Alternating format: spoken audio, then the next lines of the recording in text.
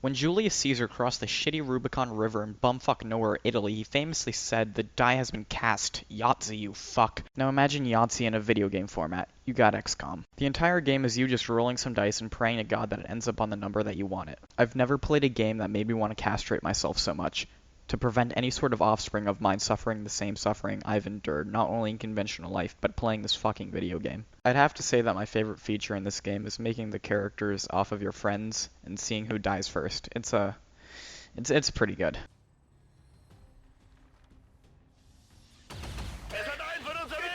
Well, I guess Keith died.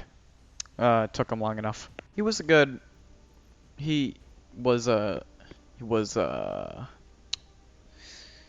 existed. Ah yes, Operation Vengeful Tongue. The mission naming algorithm in this game is absolutely flawless. You can actually make the characters kind of similar to how people look in real life. I mean, I made this one of myself and you can basically see the resemblance. Really brings out the douchebag in me.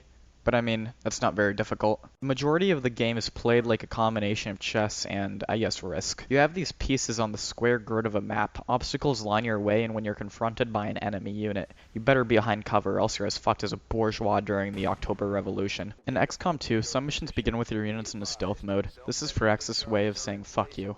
It gives them an excuse to make the early game harder than the rope I make my nooses out of, because unlike that rope, this game doesn't snap under the weight of a scrawny teenager.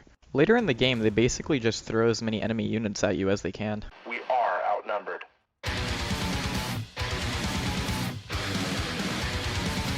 But before I start explaining the game more, I just kind of want to talk briefly about something that I actually found kind of funny. And that would be how obviously American this game is. From the second I saw the first enemy, I found myself laughing because of how they react, namely the pointing. It just seems so out of place and hilarious. There's nothing really wrong with it, but it just shows how American for Axis is. I think it's that way. The basic principle is that the enemies have a line of sight, and once you enter it, they become activated and engage your units. There's 5 classes of soldiers, and there's going to be a 6th, but for the most part, and what really matters, is that there's 4. The Ranger, the Sniper, the Heavy or the Grenadier, I call it the Heavy, and the Support. Within these 4 classes, there's certain skills you can unlock in 2 branches each, making for 8 possible ways of playing each class. You can mix and match these skills at any time. The Sniper is by far the best class in the game, because there's only one enemy unit that can even come close to maybe threatening it.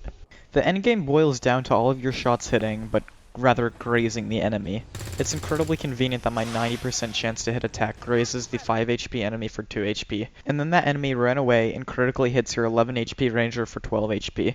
This game has the logical consistency as a 15-year-old vegan's Tumblr blog or flat earther's website that looks like it was made in 2004. The higher difficulties of this game go harder than the 19th century Prussian army against the shitty Western European Baguette Brigade, and as such, probably aren't really worth playing past normal or commander. Legendary isn't impossible, but that's like saying, hey, it's not impossible to fit this entire needle up my urethra tract. There's just no point. It's not fun, and it will probably end up in you crying. This game isn't especially hard, but I wouldn't play it on Iron Man unless you want to kill yourself like I do. Overall, it's alright. I give it a 5 out of 5. Build